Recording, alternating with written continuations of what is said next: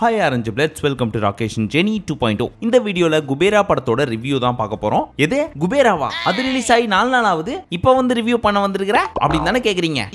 பதில சொல்றா. Because கடந்த 4 டேஸா நான் வீட்ல இல்ல. சும்மா ஒரு ட்ரிப் போயிட்டு வரலாமே அப்படின்னு சொல்லி நாகர்கோயில், கன்னியாகுமரி எல்லாம் போயிட்டு வந்தோம். பட் இந்த ஊர் மக்கள்லாம் யாராவது இந்த வீடியோவை பாத்தீங்கன்னா உண்மையாவே சொல்றேன், நீங்க எல்லாம் கொடுத்து வச்சவங்கப்பா. சூப்பரான ஊர் உங்க ஊர். டேய் உன்னை படத்தை ரிவ்யூ பண்ண சொன்னா கன்னியாகுமரி நாகர்கோயில் vlog பண்ணிட்டு இருக்கற அப்படின்னு மத்த ஊர்க்காரங்க எல்லாம் காண்டாவீங்க. பட் வீடியோ லேட்டா போட்டதுக்கான காரணம் சொல்லணும் இல்லையா? அதனாலதான் குட்டியா ஒரு இன்ஃபர்மேஷன் கொடுத்துட்டு வீடியோவை ஸ்டார்ட் பண்றோம்.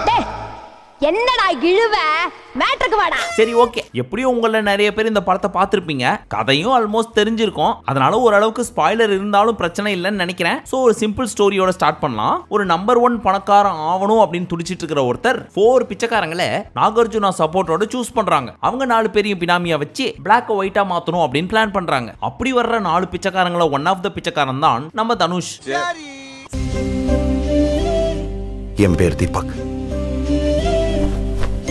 சோ பணம்லாம் மாறினதுக்கு அப்புறம் இந்த பிச்சைக்காரனை போட்டு தள்ளிடலாம் அப்படின்னு அந்த பணக்காரன் பிளான் பண்றாரு. சோ இவங்கள்ட்ட இருந்து தப்பிக்கிறதுக்காக தனுஷ் என்னென்ன பண்றாரு அப்படின்றது தான் பேலன்ஸ் கதை. நீங்க சொன்ன காசு போலீஸ் எதுவுமே அவங்க கிட்ட இருக்காது, பாத்துக்கிறேன். ஃபர்ஸ்ட் ஆஃப் ஆல் ஒரு மாஸ் ஹீரோ இந்த மாதிரியான ரோல்லாம் சூஸ் பண்றது எவ்வளவு பெரிய விஷயம் தெரியுமா? அதுக்கே ஒரு பாராட்டுகளை கொடுத்துடணும். அதை தாண்டி இந்த படம் யாருக்காக தெரியுமா பார்க்கணும்? கண்டிப்பா தனுஷ்காக பார்த்தே ஆகணும். என்னமா நடிச்சிருக்காரு தெரியுமா அப்படின்னு எத்தனை ரிவ்யூல தான் சொல்லிக்கிட்டே இருக்கிறது. சிம்பிளா சொல்லணும்னா அவர் கொடுக்கப்பட்ட ரோலை அவர் கரெக்டா பண்ணியிருக்காரு, எந்த ஒரு குறையும் இல்லாம. ஃபர்ஸ்ட் ஹாஃப் பொறுத்த வரைக்கும் ரொம்பவே நல்லா தான் போயிட்டு இருந்துச்சு. ஏன்னா ஆரம்பத்திலே கதையை ஸ்டார்ட் பண்ணி வளன்னு ஜவ்வு முட்டாய் மாதிரி இழுக்காம கதையில கான்சென்ட்ரேட் பண்ணி அப்படியே போயிட்டே தான் இருந்தாங்க. தனுஷியே கிட்டத்தட்ட ஒரு 20-25 நிமிஷத்துக்கு அப்புறம் தான் காட்டுறாங்க. அது வரைக்குமே பெருசா போர் அடிக்காம தான் போகுது. அப்படின்றப்போ இந்த படம் என்ற லாரியை ஓட்டும் அந்த டிரைவர் அழுங்காம குலுங்காம அழகா ஓட்டிருக்கார். ஒன்னும் குத்தங்கோர சொல்ற மாதிரி எல்லாம் இல்ல. ஃபர்ஸ்ட் ஹாஃப் நல்லாவே இருந்துச்சு. அவனை எப்படி கண்டுபிடிக்கிறது? ஒரு பிச்சைக்காரன் கவர்மெண்ட் ரிஸ்க்ல கொண்டு வந்து நிறுத்தியிருக்காங்க. அப்படியே அந்த இன்டர்வல் அப்படின்னு போட போறதுக்கு கொஞ்சம் முன்னாடி தான் நம்ம ராஸ்மிகா மந்தனா வருவாங்க. என்னது இதே படம் இவ்வளவு ஸ்பீடா போயிட்டு இருக்குதே, நேக்கு பிடிக்கலை அப்படின்னு 5th கியர்ல இருந்து 4th கியர் 3rd கியர் அப்படின்னு இன்டர்வல போட்டு அமுச்சு விட்டுருவாங்க. செகண்ட் ஹாஃப்னு போனா அதே 3rd கியர்ல போயிருந்தா கூட பரவாயில்ல, அப்படியே கியரை குறைச்சி 2 1 நியூட்ரல்னு நின்னா கூட பரவாயில்ல, ரிவர்ஸ்ல போக ஆரம்பிச்சிச்சு. அப்படி என்ன பண்ணி வச்சிருக்காங்கன்னு கேட்டீங்கன்னா, இன்டர்வல்ல ஓட ஆரம்பிச்ச நம்ம தனுஷ் அவர்கள் ஓடுறாரு ஓடிக்கிட்டே இருக்காரு. சரி சார், தப்பிக்கிறதுக்காக ஓடினாரு. அடுத்து என்ன ஆகும் சார் அப்படின்னு டைரக்டர்ட்ட கேட்டா, இப்ப மாட்டிப்பாரு பாரு அப்படின்றாரு. மாட்டிக்கிட்டாரா? இப்ப கிளைமேக்ஸா அப்படின்னு கேட்டா, அதுக்குள்ள என்ன அவசரம், இப்பதானே 2 மணி நேரமே ஆயிருக்கு, இன்னும் 1.25 மணி நேரத்துக்கு படம் இருக்குதுப்பா, அது வரைக்கும் வெயிட் பண்ணுவோம் அப்படிங்கிறாரு. ஐயா நீங்க தான் கிட்டத்தட்ட கிளைமேக்ஸுக்கு நெருங்கிட்டீங்களே, இதுக்கப்புறமா இழுக்க போறீங்கன்னா என்ன இழுப்பீங்க அப்படின்னு பார்த்தா, எத்துப்போ நம்ம டைரக்டர் அவசரமா 3.25 மணி நேரம் இழுத்து வச்சிருக்காரு. நம்ம வேற படம் பார்க்க போனது PVRல. படம் ஆரம்பிக்கிறதுக்கு முன்னாடி ஒரு 20 நிமிஷம் ஆடு, இன்டர்வல்ல ஒரு 20 நிமிஷம் ஆடு, ஒட்டுமொத்த படம் 3.25 மணி நேரம். அதோட இந்த 40 நிமிஷத்தை சேர்த்தா கிட்டத்தட்ட 4 மணி நேரம் உள்ள உட்கார வச்சு அடின்னு அடிக்கிறாங்க. இது மட்டும் இல்லாம செகண்ட் ஹாஃப் முடியும் அப்படின்னு பார்த்துட்டு இருக்கிறப்போ அங்க போய் வா நண்பான்னு ஒரு பாட்டை வைக்கிறாங்க. போய் வா போய் வா போய் வா போய் வா நண்பா. செகண்ட் ஹாஃப் பொறுத்த வரைக்கும் என்ன நல்லா இருக்கு அப்படின்னு கேட்டா, இந்த ஒரு பாட்டை சொல்லலாம்ப்பா.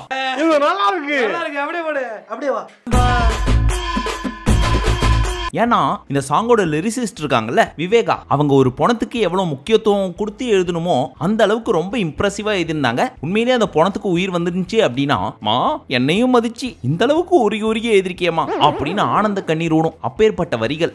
கை கொடு இது கை இல்லையா ஒளியா? ஐயோ ஊருக்குள்ள யார்கிட்டயும் காசே இல்ல, இப்ப இருந்து ஒன்ன பார்த்து அணையிட ஆளே இல்ல. பட் அதை தாண்டி மத்ததெல்லாம் பார்த்தா, ஐயா டைரக்டர் ஃபர்ஸ்ட் ஹாஃப் எடுத்தது நீங்க தானா இல்ல வேற யாரையாவது லீஸுக்கு எடுத்துட்டு வந்தீங்களா அப்படின்னு டவுட் ஆகிற அளவுக்கு பண்ணி விட்டாரு. செகண்ட் ஹாஃப் சிம்பிளா முடிஞ்சிருக்க வேண்டிய செகண்ட் ஹாஃப் நம்ம சின்ன வயசுல ட்ரவுசர் பேண்ட் எல்லாம் தைக்க போறப்போ எங்கேயாவது கீஞ்சிச்சுன்னு வச்சுங்க, டெய்லர் கடையில போய் கொடுப்போம். அந்த அண்ணன் என்ன பண்ணுவாரு, வேற ஏதாவது ட்ரவுசர் பிட்டு பேண்ட் பிட்டு எல்லாம் இருக்கும்ல, அதை வச்சு பேட்ச் ஒர்க் பண்ணி விடுவாரு அங்க. அந்த மாதிரி இந்த படத்தோட செகண்ட் ஹாஃபே ஃபுல்லா பாத்தீங்கன்னா பேட்ச் ஒர்க் மட்டும்தான். என்னடா இது? மேபி அந்த லேக் எல்லாம் குறைச்சிருந்தாங்க அப்படின்னா ஓகே ஒன்ஸ் தாராளமா பார்க்கலாம், ஒரு ஆவரேஜான மூவி தான் அப்படின்னு சொல்ற அளவுக்கு இருந்திருக்கும். ஆனா நம்ம டைரக்டரே அது எப்படியா தனுஷுக்கு இவ்வளவு காசு கொடுத்துருக்கோம், படம் லென்த்தா இருந்தாலும் பரவாயில்ல, நாங்க அவரை வச்சு பெருசாதான் எடுப்போம் அப்படின்னு அடம் பிடிச்சி எடுத்து வச்சிருக்காரு போல இருக்கு. அதுதான் செகண்ட் ஹாஃபுக்கு மிகப்பெரிய டிராபேக்கா அமைஞ்சு போச்சு.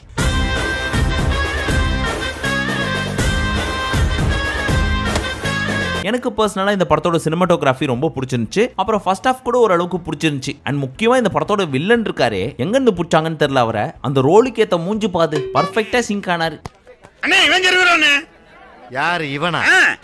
இங்க வா வா வா. நம்ம நாகார்ஜுனகாருக்கு ஹீரோக்கு ஈக்குவலா பயங்கரமான ரோல் கொடுத்திருப்பாங்க அப்படின்னு பார்த்தா அவரையும் சாட்சி போட்டாங்க. ஆக்சுவலா ஸ்டோரி வைஸ் நல்ல ஒரு ஸ்டோரி தான், ஸ்கிரீன் பிளேவும் ஃபர்ஸ்ட் ஹாஃப்ல நல்லா தான் இருந்துச்சு. ஆனா செகண்ட் ஹாஃப் எப்படி கொண்டு போறதுன்னு தெரியாம இந்த ஃப்ரெண்ட்ஸ் படத்துல வடிவேலன் கேங் இருக்காங்க தெரியுமா, அவங்க அந்த ரெண்டு அப்ரசண்டிகளையும் பிடிக்கிறோம் அப்படின்னு சொல்லி ஒரே இடத்தையும் சுத்தி சுத்தி வருவாங்க தெரியுமா, அந்த மாதிரி கதை ஒரே இடத்துல சுத்திட்டு இருக்குது. அடுத்த லைன் தெரியல அப்புறட்டா கட் பண்ணு, அதே இடத்துல சுத்தாத.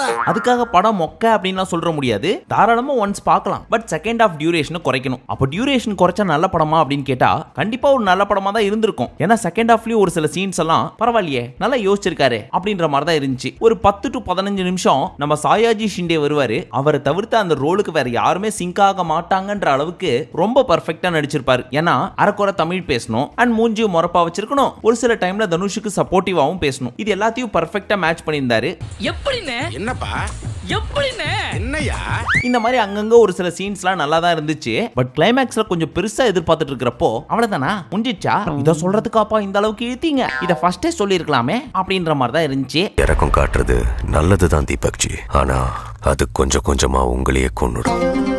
அண்ட் மோஸ்ட் ஆஃப் த சீன்ல லாஜிக் நிறைய மிஸ் ஆச்சு, அங்கெல்லாம் கொஞ்சம் கான்சென்ட்ரேட் பண்ணிருக்கலாம் அப்படின்னு தோணுச்சு. அதுக்கு ஒரு சின்ன எக்ஸாம்பிள் சொல்லணும் அப்படின்னா, ஒரு முன்னாள் சிபிஐ ஆபீசர் நம்ம நாகார்ஜுனா, என்ன சொன்னீங்க? ஒரு முன்னாள் சிபிஐ ஆபீசர் நம்ம நாகார்ஜுனா அடிக்கடி சொல்லுங்கண்ணே, எனக்கே மறந்துடும் போல. அவர் ப்ரீ கிளைமேக்ஸ்ல என்ன பண்றாரு, தன்னை வில்லன் ட்ராக் பண்ற கூடாது அப்படின்றதுக்காக போனை சுவிட்ச் ஆஃப் பண்ணி வச்சிருப்பாரு. பட் சடனா ஓடிபி தேவைப்படும், அதனால சுவிட்ச் ஆன் பண்ணி ஓடிபியை கொடுத்து முடிச்சதுக்கு அப்புறம் என்ன பண்ணும், இவங்க நம்மள ட்ராக் பண்ணிடுவாங்க அதனால ஆஃப் பண்ணிடணும் அப்படின்னு தானே யோசிக்கணும். அதான சீன் சீக்வென்ஸ். ஏன்னா அவர் ஒரு சிபிஐ ஆபீசர் 1 லட்சம் கோடியை டிரான்ஸ்ஃபர் பண்றதுக்காக பயங்கரமான பிளான்லாம் போடுறாரு. அப்பேற்பட்டவருக்கு நம்மள ட்ராக் பண்ணிடுவாங்களே, நம்ம சுவிட்ச் ஆஃப் பண்ணுமே அப்படின்றது தெரியாதா? மறந்துட்டேன். எப்படி முக்கியமான விஷயத்தெல்லாம் மறக்க. சரி அதை விடுங்க, கிட்டத்தட்ட வேர்ல்ட்லயே நம்பர் 1 பணக்காரரு ஒரு பாயிண்ட்ல கதைக்காக பிச்சை எடுக்க போறாரு. ஐயா தமிழ்நாட்டுல இருக்க ஒரு சாதாரண மாவட்டத்துல இருக்கிற ஒரு மிகப்பெரிய பணக்காரன் கூட இந்த அளவுக்கு சீப்பா யோசிக்க மாட்டாங்க, நீ எல்லாம் நம்பர் 1 பணக்காரனா அப்படின்ற மாதிரி தான் இருந்துச்சு. ஆள்ற அரசாங்கத்தையே தூக்கி அடிச்சிட்டு புது அரசாங்கத்தை உருவாக்குற பவர்ஃபுல்லான விஷயம் எனக்கு வேணும் சித்தப்பாஜி. இதெல்லாம் பாக்குறப்போ அடுத்து இந்த சீன் தான் வரணும் அப்படின்ற மாதிரி ஃபிக்ஸ் பண்ணிட்டு அதுக்கேற்ற மாதிரி ஒரு கதையை ஓட்டி விடுவோம் அப்படின்னு ப்ரிப்பேர் பண்ற மாதிரி இருந்துச்சு. அந்த மாதிரி இடத்துலலாம் கதையை கொஞ்சம் கான்சென்ட்ரேட் பண்ணி கொண்டு போய் கதைக்கேற்ற மாதிரி ஸ்கிரீன் பிளேயும் கொண்டு போய் ஒரு சில சீன்ஸ் எல்லாம் இல்லனா கூட மக்களுக்கு புரியும் அப்படின்ற மாதிரி ஒரு சில போர்ஷன்லாம் இருக்கும்ல, அப்படின்ற மாதிரி ட்ரிம் பண்ணி ஒரு 2.25 மணி நேரத்துல இருந்து 2.5 மணி நேரம் வச்சிருந்தா கூட ஓரளவுக்கு நல்ல படமா இருந்திருக்க வேண்டிய படம். ஆனா இந்த படத்தோட டியூரேஷனே இந்த படத்தோட ஒரிஜினல் வில்லனுக்கு டஃப் கொடுக்குற மாதிரி ஆயிப்போச்சு. பெருசு ரொம்ப பெருசு. மேபி ஓடிடில வர்றப்போ இன்னும் கொஞ்சம் எடிட் பண்ணி ஒரு 2.5 மணி நேரம் படமா மாத்தினாங்கன்னு வச்சுக்கோங்க, நிறைய மக்களுக்கு கண்டிப்பா பிடிக்கும். அதை வேணா ட்ரை பண்ணுங்களேன். மைண்ட்ல வச்சிருக்கிறேன், யூஸ் பண்ணிக்கிறேன். ஆனா படத்துல ஒரு சில நல்ல சீன்களும் இருக்கு. அதுலயும் இந்த பணக்காரரோட அப்பா இருக்காருல்ல, கடவுளே இத்தனை பேர் செத்து அந்த 1 லட்சம் ரூபாயும் டிரான்ஸ்பர் ஆகி நாங்க மட்டும் வேர்ல்ட்ல நம்பர் 1 பணக்காரன் ஆயிட்டோம்னு வச்சுக்கோங்க, பெருமாளே உன் தலைக்கு தங்கத்துல கிரீனா செஞ்சு போறேன் அப்படின்னு சீரியஸா பேசிட்டு இருப்பாரு. அதெல்லாம் ரசிக்கும்படியா இருந்துச்சு. மத்தபடி சொல்லிக்கிற மாதிரி செகண்ட் ஹாஃப்ல ஒன்னும் பெருசா கிடையாது. ஓவரால் இந்த படம் எப்படி இருந்துச்சு அப்படின்னா, ஒரு நல்ல ஃபர்ஸ்ட் ஹாஃப், ரொம்ப பெரிய செகண்ட் ஹாஃப், அதுவும் பயங்கர லாக். சோ கொஞ்சம் சுமாரான படம் தான். டேய் பிடிச்சிருக்கின்றியா பிடிக்கலன்றியா?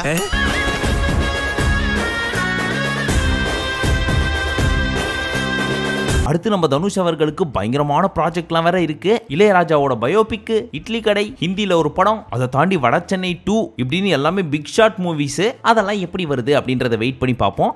அதை விட வரேன்னா ஒன்று எனக்கு அதுக்காக தான் காத்து நிக்கிறேன். ஆடியோ லான்ச்ல வேற பயங்கரமா பேசி வச்சிருக்காரு, தம்பிகளா ஓரமா போய் விளையாடுங்க அப்படின்னு. இப்படி சொன்னதுக்காகவே பயங்கரமா கான்சென்ட்ரேட் பண்ணி பா அப்படின்னு மெர்சலா ஒரு அளவுக்கு படம் பண்ண போறாருன்னு நினைக்கிறேன். சரி அதையும் வெயிட் பண்ணி பாத்துருவோம். அப்புறம் தனுஷ் சார், தம்பிகளா ஓரமா போய் விளையாடுங்க அப்படின்னு யாரையோ சொன்னீங்களே, அது யாரு சார்? விஜய் டிவியின் செல்லப்பிள்ளையா?